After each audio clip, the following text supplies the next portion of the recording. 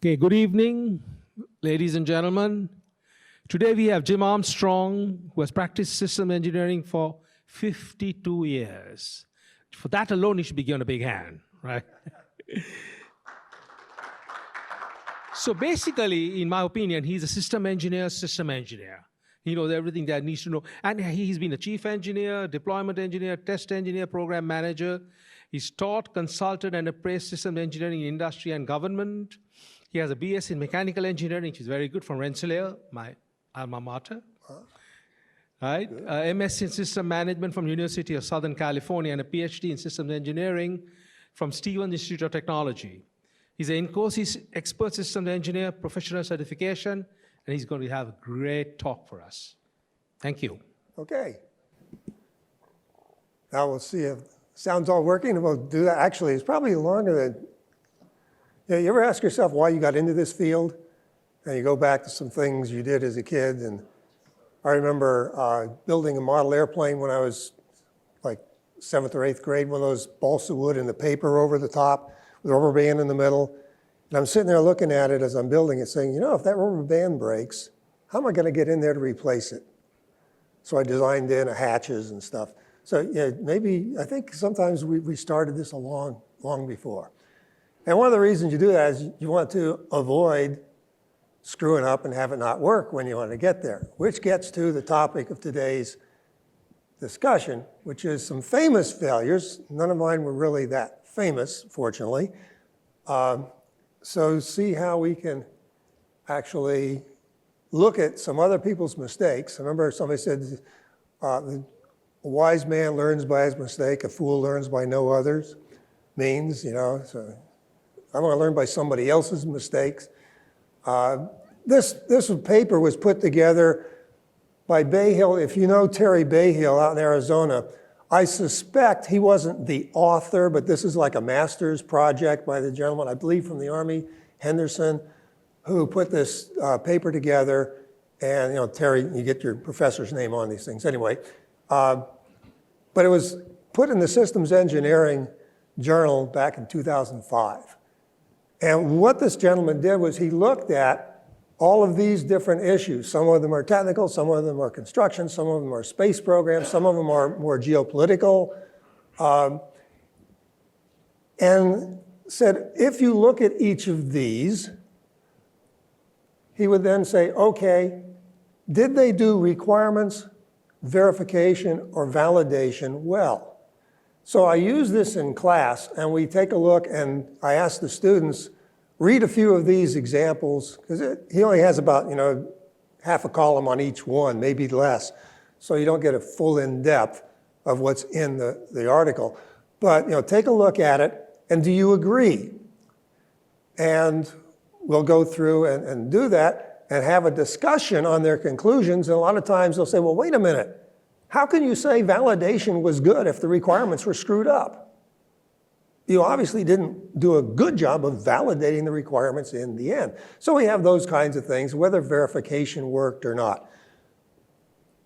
But the problem is that in my class, we do verification, validation, and integration, and this article doesn't talk about it. So I asked the students, well, what do you think about integration? Have any issues with integration?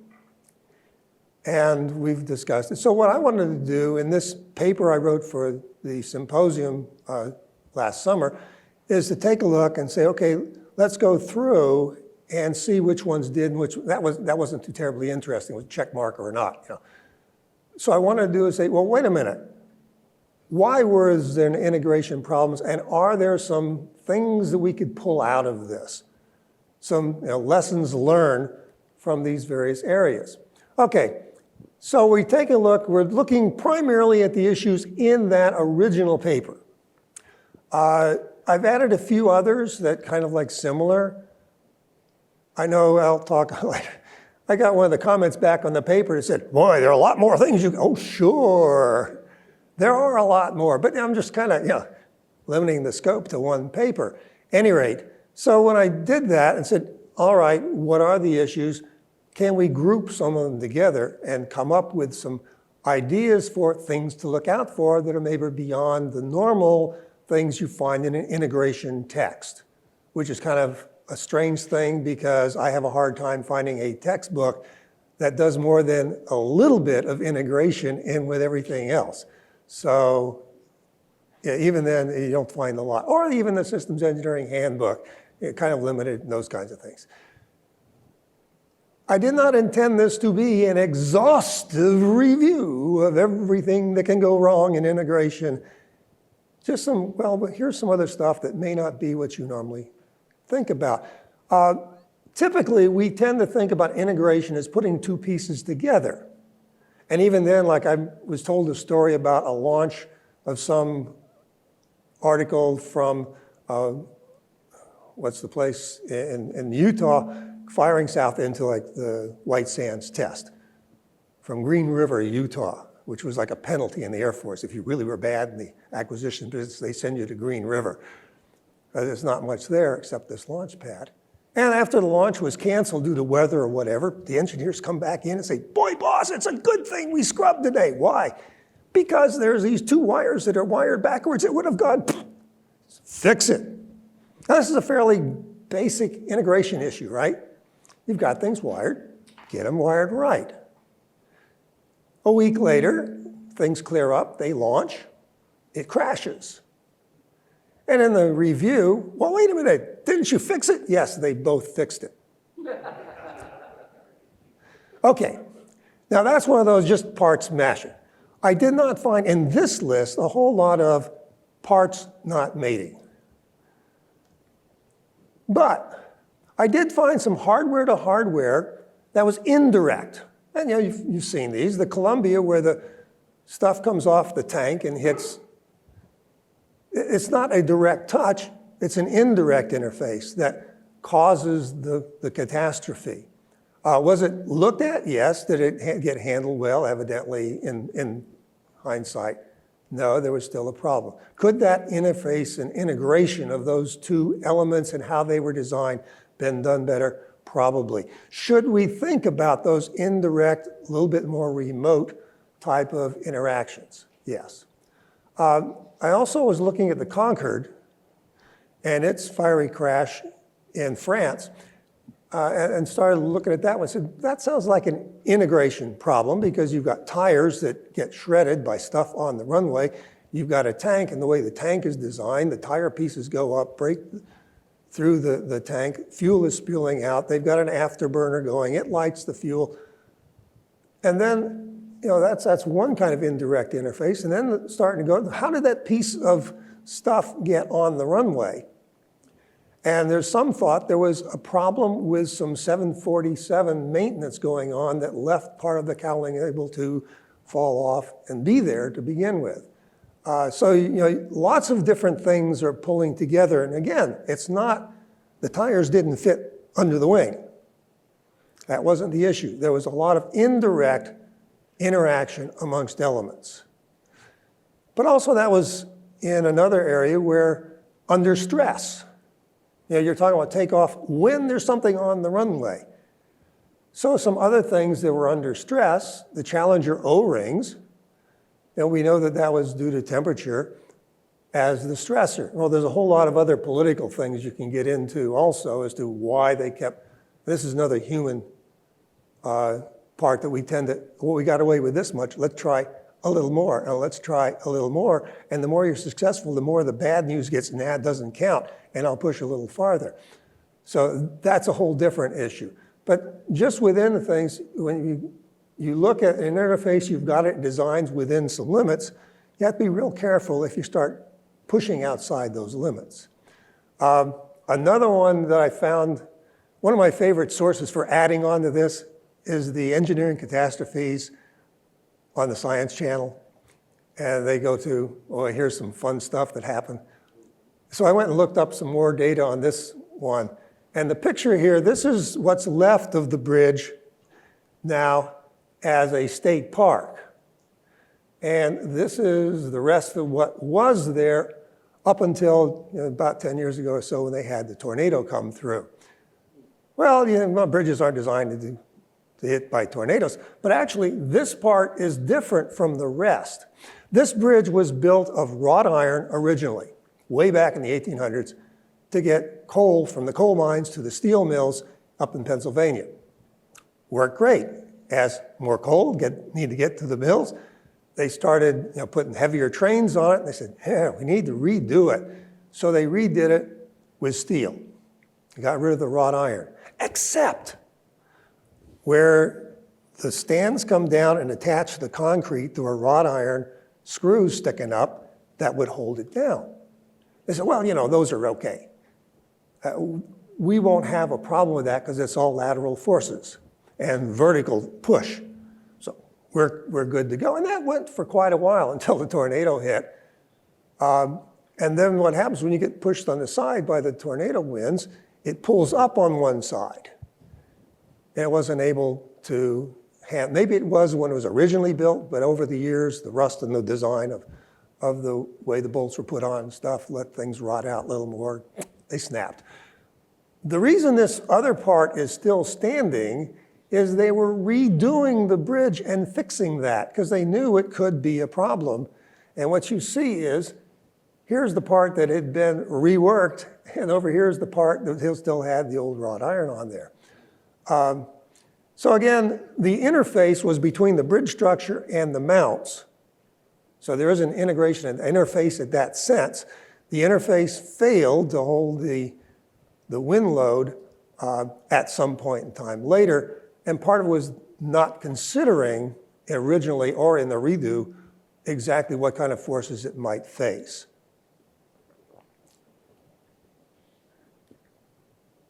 Another thing that we tend to do is we talk about hardware a lot in integration and software integrating with software. And software hardware is definitely, those two communities have to talk. We need to work it. The Ariane 5, a lot of people blame the software people, and in Incose, we tend to blame the systems people. And then I turn around and say, well, no, but the software people have a little more extra guilt, as I'll discuss. What happened here was they had some software left over from the Ariane 4. And they said, we'll just reuse it. Boom. Ends up that the numbers coming into the computer from a larger missile with more forces were larger than the software used to have to handle. Overflowed, and the computer goes bump and shuts off. Well, not to worry, but there's a redundant computer. Same electronics with the same software, getting the same data, does the same thing. It ends up that really, because of other things, they could have shut that system off at launch because in the new Ariane 5, it wasn't needed. So there's a whole bunch of other stuff going on with this. But the main point from a systems viewpoint is nobody looked and told them, hey, you've got bigger numbers coming in.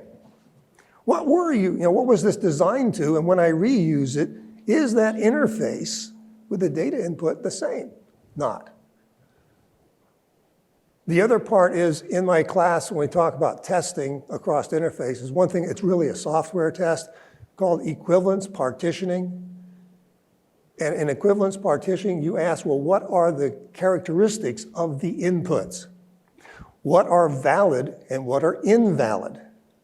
If I have a number in for a month from 1 to 12, and I put in 14, what's the computer going to do? This is basically an extension of the Y2K issue.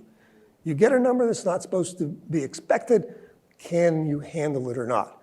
So I suspect that test was never done on the original software in the Ariane 4. I don't think anybody ever looked at, well, what if they give us a bigger number? They wouldn't do that. So that's where I come back and say, oh yeah, I'll blame the systems engineers for not telling them the interface values to change, but I also go back to the software folks and say, you didn't look at potential inputs and what could happen that you don't expect. Because my view in class is a software program has to be able to handle any combination permutation of ones and zeros. Because due to noise or some other factor, it can happen. It doesn't have to be intentionally by somebody else. You can get some noise in and you'll get something that you weren't expecting. Okay, Also on software inputs, and a little bit different, a little bit harder to handle in this equivalence partitioning scheme, is the Mars Polar Lander. I was fortunate enough to be working with Mark Blackburn in the consortium before I went to Stevens, and now we're kind of both working with Stevens. And he was out there looking at this problem. They said, we finally found out what went wrong, because it had gone up, it had started to land on Mars, it had the drogue chute, it was coming down, and they didn't hear anything else. They started trying to figure out what happened. And we may know if you ever go up to Mars, pick up the pieces, there's enough left to do. So they had to go back to their records. What they think happened, and have good reason to believe is very likely, is they tested the Mars Polar Lander, hung it up with the, what happens is the engines fire to slow it down. When it gets slow enough, they pop out the legs. And then as it comes down, when 2 out of the 3 leg sensors say, I've touched dirt, you shut the engine off so it doesn't, bounce around and flip over. Okay, that's good. So they set up a test. They hang the thing up, they fire up the engine. Now, I don't think they were standing there and touching the sensors, but they fire up the engine, they pull out the legs, they activate the sensors, and the engine keeps running. Oops, got a problem. Okay, what's wrong? So they found that there was a wiring problem between the sensor and the basic spacecraft. Fix that. All right, now we got to retest. What are we going to do? Well, we know everything worked up until we touched them. So, okay, fire the engines up, touch them, engines shut off, we're good to go. So why is this a software input problem? It seems as they go back to the records, they weren't aware that the legs, when they pop out, sometimes give spurious signals. A little blip. And what Mark found as he went through all the requirements is nobody ever looked and told the software people, you might get a blip. They know it happens because they've seen it go blip. So what they suspect happens as it came down, it popped out, 2 out of 3 went false signal, and it said, okay, shut off the engine, boom. Again, so you've got hardware, software type interfaces. Now, my equivalence partitioning is kind of a little strange because normally we talk about just the content of the message. Yeah, that was a valid signal. The sensor said, I got it. We sent that to the software. So now we have something where it's valid inputs coming at an invalid time. So maybe I need to add my characteristics that there's a timing aspect I need to test and see what happens if this signal comes at the wrong time. At any rate, so those are some things that I can do and add to my integration concern list. The system was in an environment, as systems engineers, we always look at that. And some of the classic failures are the Tacoma Narrows Bridge, that's in the article. They had a design that had worked elsewhere. They put it at Tacoma Narrows, and the winds were a little bit more there than what they expected. They didn't really understand the technology. I'll come to that in a little bit. And the winds kind of made it galloping dirty. I didn't load on, but you can go on the internet and see the picture of this not flopping up and down with early 1900s cars bouncing on it. The only fatality, unfortunately, for the one dog was a dog that got scared when the car was bouncing and hid, and they couldn't get the dog out, and it went in the water with the car, but everybody else got off the bridge. Okay, so we say, yeah, we learned that lesson. We won't do dumb things again. Hyatt Walkway, yeah, I think it was Kansas City. I forgot to triple check my memory. They had this great, wonderful hotel lobby set, and they had a big party to open it up and tell everybody, come on down, let's celebrate the opening of this wonderful new hotel. And they've got a band playing, and there's crowds around. They're all bopping with the beat. And then they got too much, and it fell. And several fatalities and lots of injuries. The interfaces they hadn't thought about for abnormal, well, wait a minute, they designed it to be walk across on your way to your room, not a herd of people and not dancing, and you get a dynamic load, and we all know how that goes, and pretty soon you get the bridge oscillating or something. Okay, well, I've got other points about this too when I get to later. So that's first, understanding the environment and what is going to go on and the unusual things that might happen, not just normal day-to-day, but what else is actually going to be here. Not just give me your daily operating concept, but what's going to happen over the life of this thing? How else might it be used? So, I mentioned the Tacoma Narrows Bridge. It had a design approach that had been used before. And part of it is taking something you think you know about and putting it in a place you really don't. Yeah, because we don't do that, do we? I could also think about helicopters on the rescue in Iran many years ago, all of a sudden finding out what the sand is like in that desert.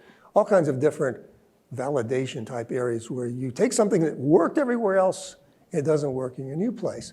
One I personally ran into, I was a test engineer way back when we had the first solid state instrument landing system, and either it or its derivatives are at almost every US airport, and because of the French design, a few European airports before we bought the design. And if you land in the fog at Dulles or BWI, you're welcome for helping get that to work. But one of the things is, this was, remember back around the late 60s and the early 70s as we're going through this, what were we using solid state for? And some of you aren't old enough to remember, some of you are. But what was the limitation of solid state at that point?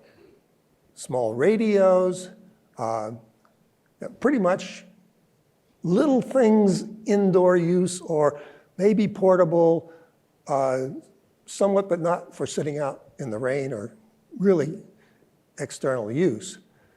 So here we were taking this new technology and putting these antennas in the boxes that drive them out on airports instead of tubes.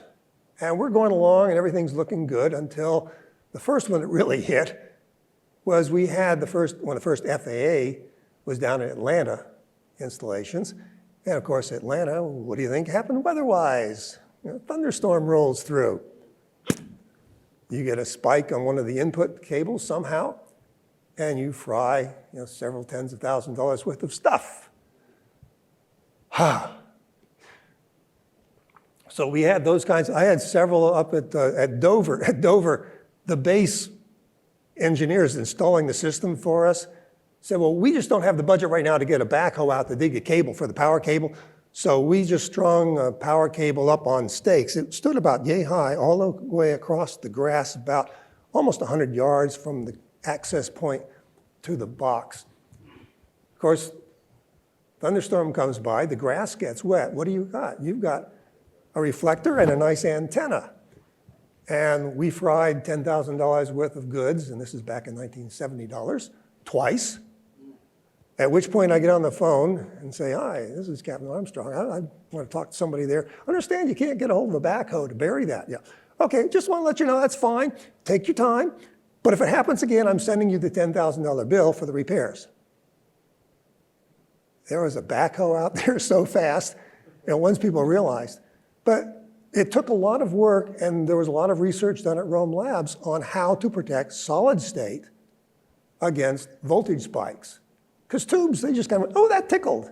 Solid state went and crisp. So that was the first time really that we had taken something and put it out there. And I'm not surprised now that we had issues. Okay. And it doesn't have to be something sophisticated like solid state. Concrete dams, how tough can that be? Well, we kind of switched from a lot of earthen dams and stuff into concrete dams. The Hoover Dam was a great example of, you can do something really great with this concrete technology. After World War II, the Italians said, we need some electrical power to reconstruct our country. And up in the northern Italy, southern part of the Alps, you see this lake, and the dam sits right here in a very narrow, you get a nice tall, without a lot of width type dam, have a lot of electrical power. And they started having problems and things were going strange. And they said, had backed off for a while and finally said, oh no, I think we've really got it under. And they filled it all the way up and said, we got it. What they didn't understand at that point in time was what happens to the geology when you fill a valley with water. And there were some breaks in the rock structure, and basically you were lubricating them. And one night, a whole side of the mountain went down into the lake. And if you know anything about tsunamis, you know that dirt falling into a body of water is one of the biggest things that causes tsunamis. And this town down here, Langarno, wiped out. I think like 12,000 people. Middle of the night, poof, sploosh, gone. So again, here we are with a fairly easy to understand technology, but it's what you're doing to the surrounding world that we don't understand. I could probably get political on that. I'll save that for some other time. Human systems integration. Oh yeah, we know that one. That's not one that's come as a shock, the systems folks.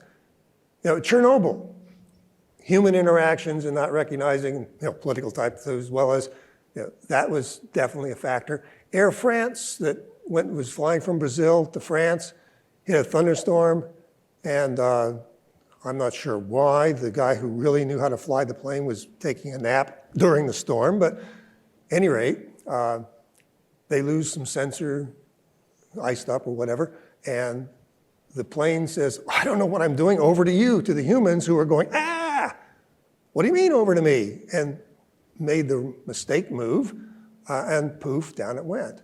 One of my other things is the Vincennes, which was a situation back in the first Gulf War area where we shot down an Iranian airliner. And there's lots of different things there, but the one that really got my attention in a negative way, hit my button, was a Washington Post article that starts off with, system works, operator makes mistake.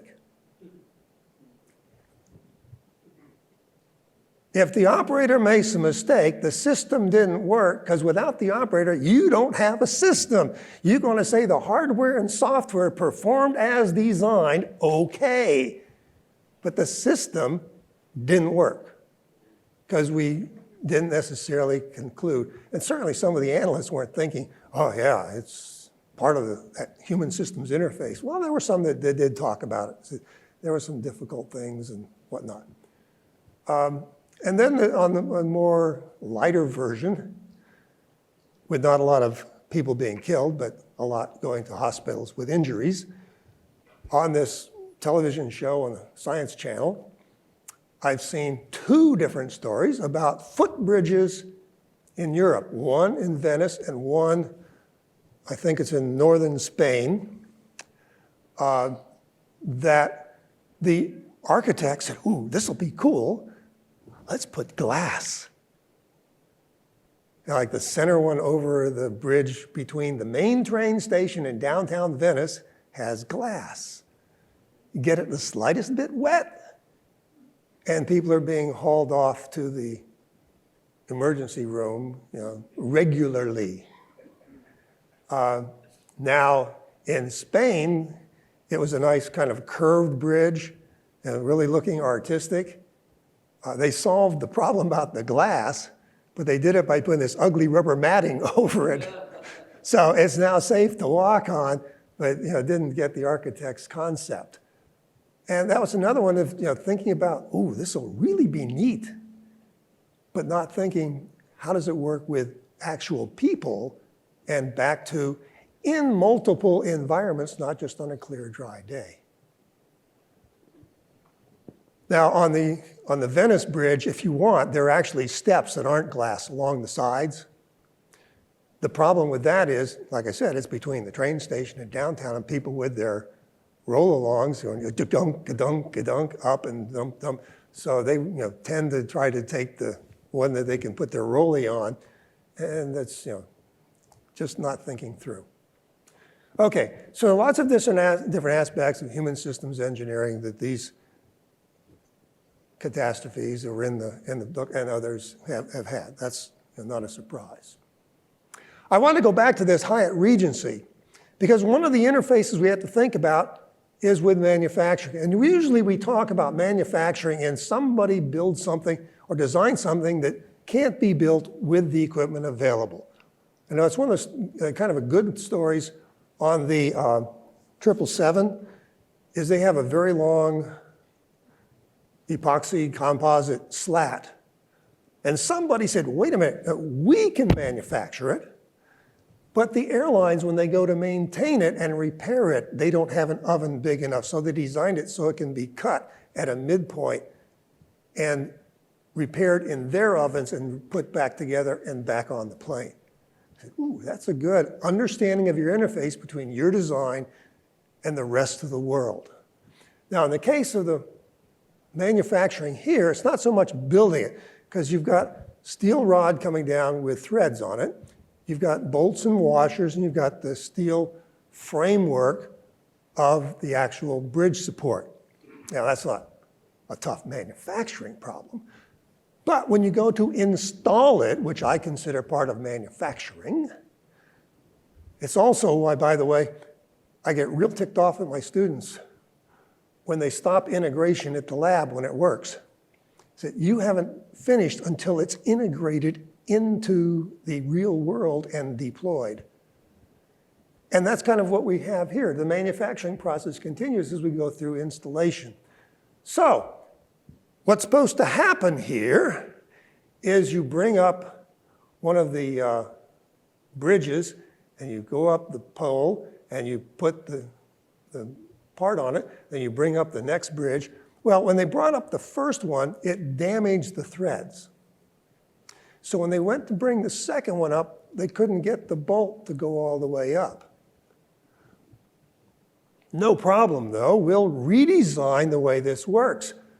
We'll cut off the rod and put another rod, start another one right below on the side of it. Okay? What they forgot is now where this was designed to hold the pressure of one bridge, it is now holding that, that bridge and the bridge below. Instead of the rod taking that weight, this bolt is pulling that weight and doubling up the forces on that one. So when you add that on top of dynamic loading and heavier than planned loading, this was not even a close call. It was a miracle it lasted at all. So again, what's the issue? Well, think about how is this going to be installed? Related to this, okay, I'll ask the question here. This should be. How many of you have actually witnessed, been part of, or aware of a situation where a hole had to be cut in the wall to install the system? I've got a couple, at least one. I have been for about 30 years asking this question in classes or other areas. If I have a dozen engineers, I have yet to have a dozen or more engineers and not somebody raise their hand. That's appalling. And it's because we're not thinking about it. And we, all kinds of situations where people get up to, I had one over in Europe, we were putting in a command and control system, and they asked me to give some help planning it near the end. And I was, well, what's the equipment, what's going in, what's going where? There were some interface issues, yeah, but finally my last question, where is it now? It's in storage, it's all gotten over here, it's in Germany, it's getting ready to go. Okay, and you know where it's gonna go inside? Yeah, we know where it's gonna, and you know how it's gonna get in there. Well, it's an already built underground, bomb-proof, EMI-proof bunker with the copper fingers on the door and everything, boom. Ends up the communication system for a command and control center, the communication system won't fit in the door. And you do not just cut a hole in that structure. You have to disassemble the entire system, bring it in, and rebuild it. Now, if that was the original plan, I'm okay with it. But these types of things, when they happen at the last minute, when they don't fit through the door, the floor loading won't hold it, et cetera, that kind of upsets me. But again, it's not like I'm short on examples of these kinds of things. Okay. Modifications. So you're all familiar with the Apollo 13, they've had the movie, and it comes back to when they did the modifications to the tanks, there was a configuration, lack of working the details out, and it caused the mission to be almost catastrophic. AT&T put in a mod to a software up in a telephone switch up in the New York, New Jersey area and shut down telephone calls in New York, New Jersey for a while until they figure out what was going on. Remember a couple of years ago, American Airlines had a whole batch of their flights grounded for the day or canceled flights and whatnot because they had upgraded the charts in their little iPad system. And there was like some duplication and the system didn't know what to do with it. They hadn't checked it out thoroughly, and sure enough, sometimes people were off away from that where the duplication was, fine, but if that was part of your route, your little iPad went, can't handle it, okay? So those are things where you make a modification, you're doing something to the software and it doesn't work with the database, and you're doing something and it just doesn't pull together. So we've got to be careful about those. The other part, another thing that I tell people, you can get physical architecture, and I've done some papers on functional architecture, and you can think about how things interact. But if you don't have your organizational architecture nailed down, you've got a problem. Conway did a nice paper way back in the 60s, originally talking about the software in general when it was getting started. His conjecture is sometimes been translated to your organizational architecture and your system architecture will match each other.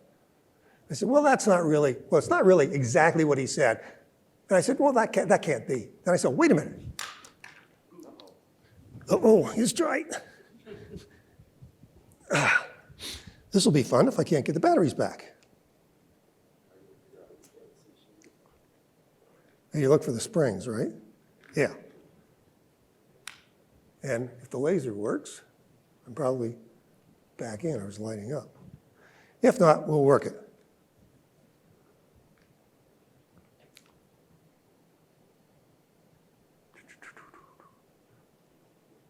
Well, we'll find out. So is there somebody in the back room that can help turn it? Or? Yeah, well, he's coming. But meanwhile, I'll talk about this one.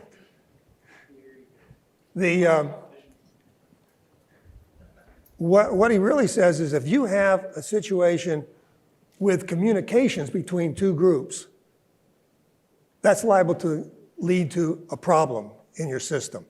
And I thought at one time, I said, suppose, this is what I was trying to do with my hands, I gave this side of the room the job to build a transmitter and this side to build a receiver. What are the odds of me coming up with a single transceiver box? Ain't gonna happen. Thank you. Tell them the system works, it's an operator. It is human interface. I should have thought about people dropping stuff.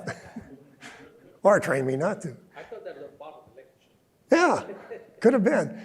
We'll make it part. Anyway, so that's kind of the type of thing that you have to watch for. In the case of the Mars Climate Orbiter, where they had one side doing metrics and the other side doing English, and there was enough difference that it caused it to be off course, as the spacecraft is doing one kind of thing and the one down below is sending different kind of information and looking at the data differently. And we had a presentation by Everett some time ago, so well, that wasn't the only thing. Well, it didn't have to be. There were probably other things involved that might have led to it. But certainly this is the kind of thing that, yeah, it's a big contributor. And you've got Lockheed Martin, you've got JPL, and you've got NASA involved too. So what are the odds that something might go wrong amongst them? And sure enough, you've got this communication going on. I'll come back to a little bit later on NASA's role and how they take some of the blame. I'm not giving, I think they have accepted some of the blame on this. The situation being that there was a interface requirement, but somehow we have the two designs and just ended up not working. So at any rate, so I tell my students, first know who the players are and where your communications are. That kind of ties to an MIT study some time ago that I wish I could find, but this was back before the days of computer files, where they said that if you took a look at two engineers and put their desks side by side and call that perfect communication, now start moving one of those desks away and see what happens to the communications. It ends up that by the time you get to 300 feet, it's the same as 3,000 miles. Why is this an issue? If I have two parts of my team that are 3,000 miles away, I can go to management and say, I need some extra budget to handle the communications issues I know I'm going to have. Oh, I understand. Let's get that taken care of. You go in and say, I've got two people, they're 300 feet. I need to work about, they'll laugh at you. But, you see it all the time. And it's something you've got to take a look at. I didn't remember the study talking about when they're on another floor, or the 300 feet is from this building to that building. There's lots of other things. And certainly if they're different companies or just different specialties in your own organization. So that's my first thing is find out what your organization structure is, and that's where you need to start your integration process. Before you even get to what are the pieces and worrying about that. Because you've got a problem with the Conway's law bit, that may be beyond what you can do. Related things. In Hubble, we all know that there was all kinds of questions. I've read different reports about was the test done right and ignored? Was it done wrong and is it screwed up? And I could pick which one I like most. But yeah, there were some issues with the testing and with whether or not they thought it was right or wrong and whether they should act on it or not. And that was, so you've got some verification actions addressing the integration of stuff and kind of muddying the water. The Mars Climate Orbiter, I mentioned they had an ICD that specified which one it was, but nobody ever verified that they met that. They verified that each one worked, but not which one was wrong for the ICD. Okay. Then you have the polar lander. The question was, how much retest? That's always an issue. But they didn't get down to the retest, didn't happen to show it this time. That's a risk. I'm not going to say they were wrong to not bring the legs out and start at the beginning again. That is probably one of the toughest decisions I have. And by the way, if you have the answer to how much retest is enough, copyright it and make a zillion. Okay, but anyway, so as I'm doing my integration testing, there is this relationship between integration and verification that we need to pay attention to. And I don't see that addressed a lot. So, summary of things to talk about. Within integration, these are the 10 points that I broke out from these. You can just add those to your list of like things don't fit and some other goodies. Some of them like human interface, yeah, we pretty much know that. Some of them like Conway's law, I don't see a lot of attention to. So this you can add. And then bonus point, tying integration with verification and making sure those two work well. So in concluding, as I mentioned at the beginning, these aren't everything. One of my comments that I mentioned was, wow, you could have looked at, NASA has this thing of all kinds of disasters. Yeah, sure, I could. But then it'd be an encyclopedia, not a paper. And when I looked at bridges, I've mentioned a few, and you look at bridge disasters or bridge failures, there's like 250 or 60 just listed and are big enough to make the list in Wikipedia. No, we're not going to go and get all of them. So there's lots more out there that we might get going. Some of these I had complaints, wow, that was back in 1912 and something. There's some good disasters we can learn from back in the Roman days. There's also, things continue. They didn't stop. Yeah, I can add some, and I've added some today. I did a paper a while ago on integration where I was looking for an old story about a fire truck that didn't fit in the firehouse. So they fixed it by extending the firehouse so the truck would fit, except it couldn't make the turn between the firehouse and the building across the street. So they had to put a path around and come in from the back. Okay, I couldn't find that, but I found 12 other fire trucks don't fit, too heavy, whatever, go in the house but don't go up the streets in the old part of town. There's a paper not long ago about the French buying trains that don't fit in the stations and don't fit all kinds of stuff. I thought, oh, see, that's all. We've learned that lesson. I had a class last year in Albuquerque, and they had their project. They wrote up about the local transportation system where the trolley cars don't fit with the stations that they built in the same system. So, this is my old thing that I've used before, I'll probably use again. It's not, this was a quote when I was working with a company that the guy says, and I won't name the company. Well, it could be any company. He says, doesn't bother me that we shoot ourselves in the foot. That's not what surprises me. It's how fast we reload. And that's unfortunately the truth. I have another friend that said, lessons learned, no, it's lessons recorded. We don't seem to learn them. At any rate, bonus extra. Now, talking about the timing, I opened up my AARP. Some of you aren't old enough to get that one yet. And on the back, in their giggles section, they have some other jokes and stuff. They also had two things I thought related. One is I talk about external interfaces because people do well on internal interfaces. The only exception was Delphi Automotive because they built small engine controllers and stuff. They were good on their external interfaces, but when they got to something like OnStar, they were struggling with internal interfaces for the first time. Most people the other way around. Well, so I'm deaf on anybody that doesn't identify the external interfaces in their description of a problem. Portland funds a new water treatment plant. 500 million, we've got it. And somebody points out, you forgot the pipes to bring the water in and take it out. That's another 350 million.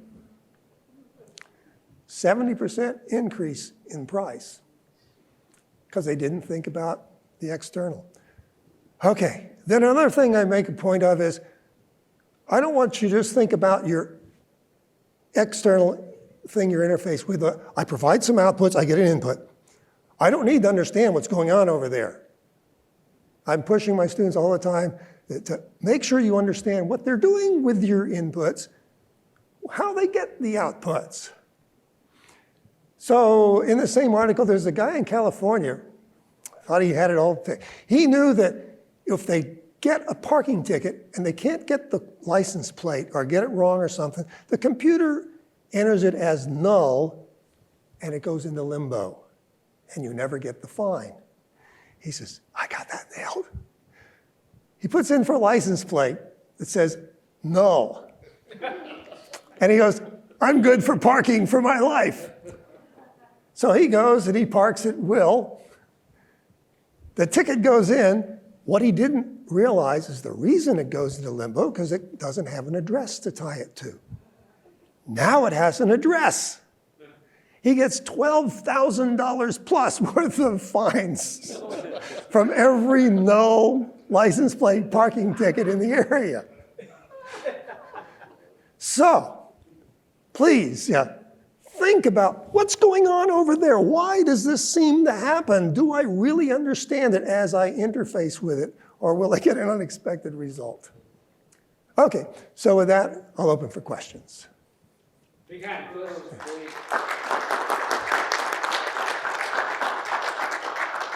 Any questions? Oh, wow. Hey, Mark. You talked about bridge failures. That's something that's always been concerning me recently. And they talk a lot about infrastructure in the United States and how much money we need to spend to fix it. Whose job do you think it is within the U.S. or within government to ensure that all these bridges are really being maintained and at least checked for safety? Oh, Lord, I would, my own personal, I won't try to be the expert on how to set up government responsibilities. We've had the guy in here from the Highway Department in Maryland. I would expect the appropriate organizations, be it city, state, county, or whoever that owns that bridge. One of the things I've heard rumored once or reported, but I haven't checked out to be absolutely true, is one of the difference in highways in general between the US and Europe is in Europe, they can award contracts with a lifetime support clause. We're not allowed to do that on federal projects. So as a result, they say, I'll just give you the cheapest road you got. If it fails tomorrow, that's your luck. So there's some of that thinking going on by all the various people. So there's some stuff that's legal. So you got the various legislative bodies need to act and stuff. And some of the states are more serious about it than others. Jim? Steve.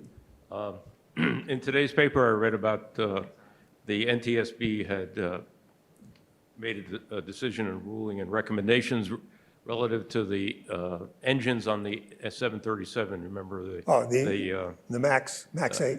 Yeah, Yeah. not the Max Oh, 8, just them. but their next generation engines. Okay. Engines, where the blade had sheared off, the Right. housing came apart, and then the poor woman got sucked out of there. Right. Right. And they said, well, besides the fact you should do a better job of checking the quality of the blades, they said the cowling that in which the blades were housed needs to be redesigned. And but they didn't say that was a fault of original design. They just said technology back in 1990, whenever this was first done, has changed, and they now have they could probably provide a better design today with materials, et cetera. So how do we rationalize this problem where we've learned there are things that we've learned over the years, and how do we try to retrofit that before they fail? That retrofitting is a big question. But one of the things that I use in my classes as a point when I talk about the risk of verification, and one of them is there's some things that go bang. There's an interesting test. If you go on and look at engine blade out test on Google, you can get at least one for the Trent engine. There's a couple others out there where they set up an engine and you see a little red dot spinning around, and that's an explosives they can remotely control, because you don't want to be there pulling the switch when this happens. And when it goes off, it simulates a fan blade breaking. And it's stuff all over. And the question is, did the shrapnel stay inside? So I know engines are tested for that. Now, the question is, they're not tested necessarily in a dynamic airflow environment. And the question is, when one does escape, where does it go? And what's the interface between where the engine is located, how that might fail, and stuff. I don't know to what extent they do that. But yeah, we can always get better as we learn things from this. I'm sure they're asking the question, how come it passed the test and we still had one go out? Is it a problem with the cowling? Is it a problem with our overall testing program? Is it a problem with something we didn't know before? Yes. Yeah, a couple of things.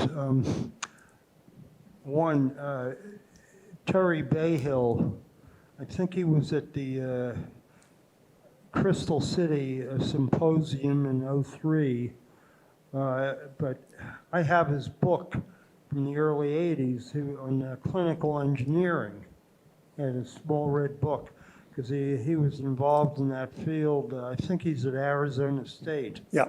Yeah, before he got into systems, engineering, management, et cetera. The other thing, you talked about Portland water. Well, in the past couple of years, there's a lot of information on the environmental risk with the Flint, Michigan water fiasco. Yeah, I don't know if you followed that, but that had to do with lead in the system and not really doing anything about when they switched sources to the Flint Okay, River. and your question is? Yeah, okay, I wanted, yeah, did you mention anything about that? As I mentioned, there's lots of stuff I could do. Environmental issues. But that does remind me, though, of an interface and integration problem that they resolved in the Cedar River in Iowa, where people were taking their water upstream and dumping their sewage downstream. And in Iowa, they passed a law that said, you must take your water intake downstream from your sewage output. And it got a lot of improvement in the sewage treatment in Iowa. They, because it was that you can't just forget that what you dump out goes down to somebody. There's that integration of the total system issues. And they said, okay, you own what you're doing. Oh, so one more question. With regard to the 737,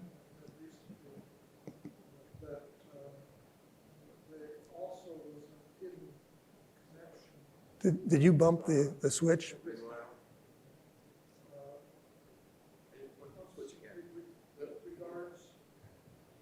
Where's the? Or just give the other mic, we'll work it. We'll try again. with regards to 737s, it turns out that's the only airliner that Southwest will fly.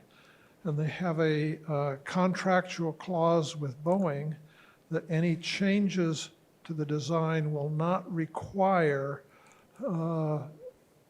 pilots needing to be retrained on simulators at a certain level. And that has led to a whole bunch of other practices behind the scenes that are close to skullduggery. Yeah, there's always the unintended consequence of what seemed like a good idea at the time. Don't cause me this issue and I'll give you a lot of business. Well, then that gets a different area. So yes. Yep. So I have a question. Uh-oh. They're going to ask no. The case with 737, right? My question is, they retrofitted the engine, right? Right. How come they didn't redesign the cowling at the same time? So it's like say, putting a powerful engine into a car that cannot take Well, stress. just to come back with Steve's, because the one engine was fielded about the other time the other incident happened, it was probably already done. So Yeah. I'm just looking schedule-wise at that. But as they regression go back- testing, you should do regression testing for these things, especially when you integrate new things into systems, right? You prevent that problem occurring. So, and then you go back to, these things were tested originally, so that you got to find out what's the real story behind it, and is it an actual design problem or a test problem, and you're not going to jump. In fact, I'll give you one, a different example on how stuff takes longer sometimes than you think to be able to respond. Back in a while ago, Congress changed a little, what was it, $3 on your ticket. That was a fee for airport maintenance and stuff or whatever. And some people in Congress wanted to leave it at $3, some people wanted to change it to $6. In the middle of the night, the staffers got together and compromised on $4.50. And it was almost a year later, and nothing had happened. And they got a hold of Art Peister, who was the FAA at the time, and he grabbed me to go with him, along with a couple other guys, and went down to American Airlines in Fort Worth to find out why it was taking so long. And they said, well, here's what happened. They promised us in the beginning it would always be a single number, 3. Now they made it $3.50. So we have to add the period and the 50 to every ticket printing system in the world, every travel agent, every airport counter, every airline in the world. So they said the first couple of months is just finding out how big the problem is. The next 3 or 4 months is designing a solution that is comprehensive. And then the next third of the program is finding out if it all works so we can feel it. Because the people in, well, you change prices overnight. Well, yeah, but we've already set up the structure for that. You didn't ask me to change the rules. So sometimes there are things that, boy, it'd be nice to make this change, but there are a lot of other issues to go with it. The change is bigger than we thought. Okay, Any other questions? Dave. I think that's the last question. Thanks. Oh, I don't know. You guys judge that. So, hey Jim, how you doing? So, the question, it got me thinking. A lot of what we do in our jobs is certainly risk, identifying risks, and I suspect, I know the O-ring. I remember reading about this. A lot of it is the engineering identifies it. This is a risk. This is what it is. We have results, and yet decisions are made to essentially accept or ignore that risk, right? And then failures can happen, right? So how would you roll that into, hey, is that an engineering failure? Certainly it's a bigger failure, just engineering, right, from doing that. But how would you consider that in the failure mode of those, which is the real world stuff, people are facing all the time? Yeah, and that's, again, that's if you've got the answer to that, how we can get management to really understand some of those things, which NASA has had to face a couple of times. Let's go make $1 million on it. I think the best thing is just to at least be good and always be ready to explain the risk, and also to be able to explain it in other than technical terms. We had a battery box blow up in the ILS system I pointed at, because it's all set to, the battery box is to protect these lead acid batteries in Alaska. It's the same battery box you use in Miami. But at any rate, in New Jersey one day, the outgassing thing didn't work. Boom, it blew up. Fortunately, it was raining that day, so the maintenance guys that were scheduled were not in the room, and it didn't kill them, but it damaged the equipment. So we're off studying it. The Air Force and my boss opened up all the battery boxes. We're just operating on primary electricity. We're not using batteries until we solve this. The FAA said, nah, we're gonna keep on going. And I remember I was in Philadelphia on my way back from the site in Dover, and I talked to an FAA guy, and I remember when I said, by the way, have you heard about the battery box explosion we had as we're out visiting his site? And his eyes got, big, what battery box explosion? I said, well, this is what we're, anyway, so the FAA wasn't gonna do anything until one day I got on the phone and called up Texas Instruments and said, by the way, I know it's not necessarily your business, but have you talked to your lawyers about what might be your risk if something goes wrong on the FAA site and somebody gets killed or injured? Within a week, their FAA's batteries were shut down. But it's a matter sometimes, telling them the technical risk wasn't doing the job. Had to get the legal risk to the right people in management, explain it in those terms, something happened. Do I guarantee that that's what happened? I don't know. Is it a curious coincidence that phone call and shut down? Yeah. Anyway, so that's part of it. Okay, thank you very much, Jim. Yeah. Let's give Jim a big hand.